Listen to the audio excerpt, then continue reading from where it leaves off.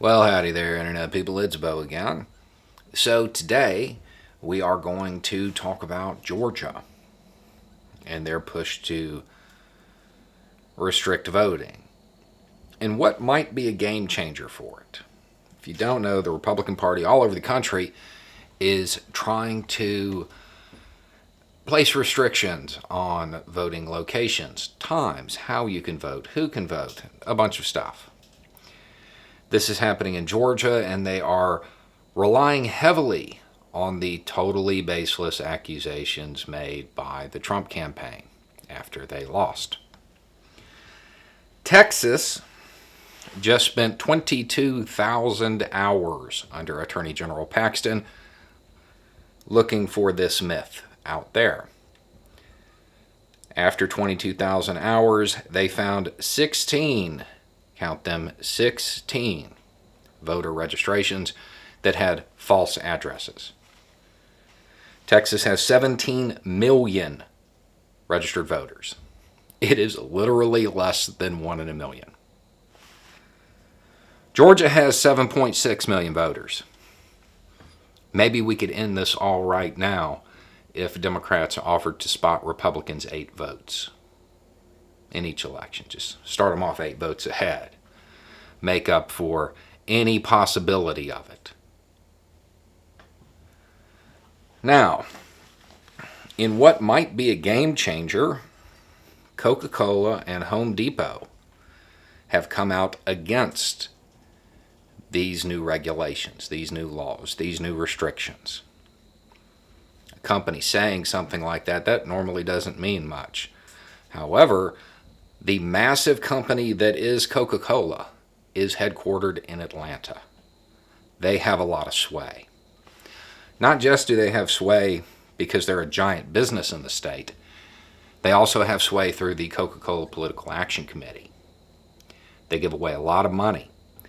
They give away a lot of money to people in the Georgia House and Senate. Now, traditionally, the Political Action Committee leans Republican. They tend to give more money to Republicans than Democrats.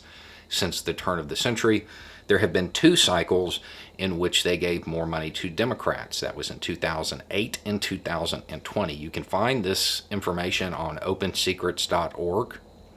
I suggest everybody go there every once in a while and find out who owns your representative or senator. You just type in their name. Or you can do it the other way and type in the name of a donor, a political action committee, and find out who they give money to. It's an incredibly useful tool. So, how does Coca-Cola decide, how does their political action committee decide who to give money to? It isn't based on party. We can see that because although they do lean Republican, it's not a huge disparity most years. Their website says they have 5 areas that they use to evaluate candidates: environmental sustainability, business, members who represent system facilities and large employee bases, leadership, and equality and inclusion. I would suggest trying to restrict people's voting ability isn't very inclusive. It goes on. No single issue or criteria category determines whether a candidate does or does not receive a contribution. However, candidates will not be eligible for a political contribution from the Coca-Cola Company or the Coca-Cola PAC if they have made egregious remarks in the equality and inclusion area.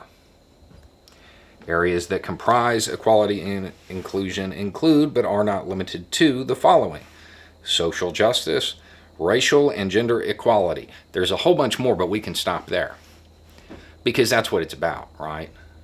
It's about stopping a certain group of people from voting. People who don't look like me. People who turned that state blue. I would suggest any support for voting restrictions on those people would be pretty egregious. At the end of the day, through their power as the giant company that is Coca-Cola and their political action committee, Coca-Cola has the means to stop these restrictions. They have the ability. They have the means. They have the responsibility to do so. It wouldn't take much. Coca-Cola has a whole lot of power in Georgia. Home Depot may as well. I'm just more familiar with Coca-Cola's. These two companies coming out in opposition to it, along with apparently the Chamber of Commerce there, may be the end of this if they offer more than just words. If they actually use the political power that they have, these bills will go away, because it's going to be hard to gain any real support with Home Depot and Coca-Cola going against you in Georgia. Anyway, it's just a thought. Y'all have a good day.